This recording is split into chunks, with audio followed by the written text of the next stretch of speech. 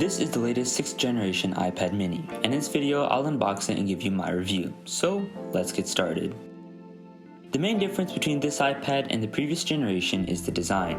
It takes inspiration from the iPad Pro in terms of the squared off design and uniform bezels.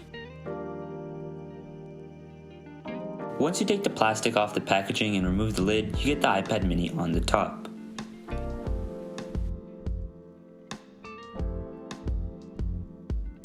Below that, Apple has included a white packet that says designed by Apple in California. And inside the packet we get the usual quick startup guide that talks about how to use the iPad, regulatory paperwork, and most importantly, 2 white Apple stickers.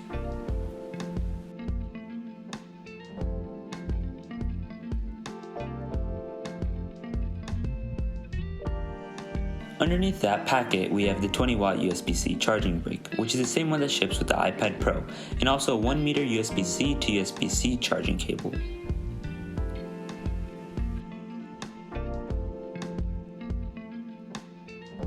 Back to the iPad mini, it's covered in a protective paper that can easily be removed with a tab at the bottom.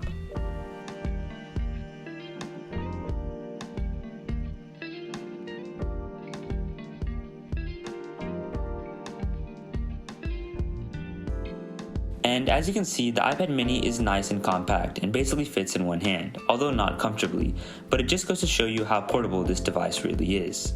And that's really it for the unboxing. Now let's talk about the iPad mini's features and how useful it really is.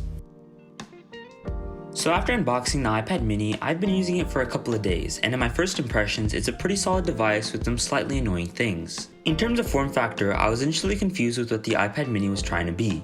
Unlike the iPad Pro, this felt closer to a phone than it did to an actual productivity device, such as a laptop. I realized that I constantly preferred the iPad over my iPhone when I wanted to watch videos, read books and articles, or play games. However, for any real work such as writing essays, taking notes, or photo and video editing, my laptop was always the better option. I mean, the laptop has pro-level apps, a keyboard and trackpad, and most importantly, a larger display that makes any task easier to do. Basically, the iPad mini has made things that can be done on a phone much better, yet it really does fail to come close to the things the iPad Pro does in terms of being a computer. Nevertheless, this does not mean that it's a boring device. The new form factor is fun and modern with the thin chassis and sleek bezels. It feels nice and light to hold in the hands and is definitely way more portable and usable than a 13-inch MacBook Pro. Touch ID is also very nice to have, as it's easy to access and doesn't have the limitations of Face ID, such as having to put your face directly in front of the iPad and obviously incompatibility with masks.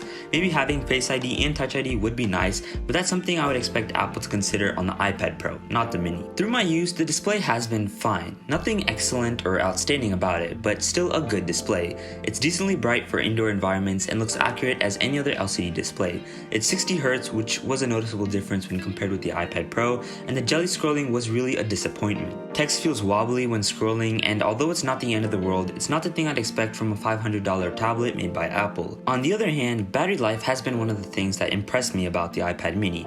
I was expecting the thin design to hinder battery life, but it's lasted throughout the entire day of use for me, even if I'm just a moderate user. Obviously, intense gaming and other intense tasks will drain the battery, so take that into account. The last thing I wanted to talk about was the software experience with the iPadOS 15 on the iPad mini.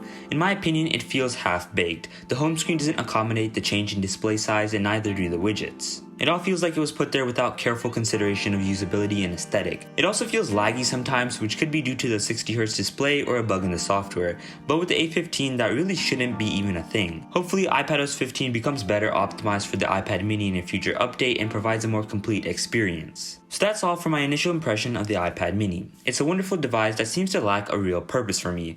I wish it didn't have some of the problems like jelly scroll and obviously iPadOS 15, but that's what we're stuck with for now. And thank you for watching.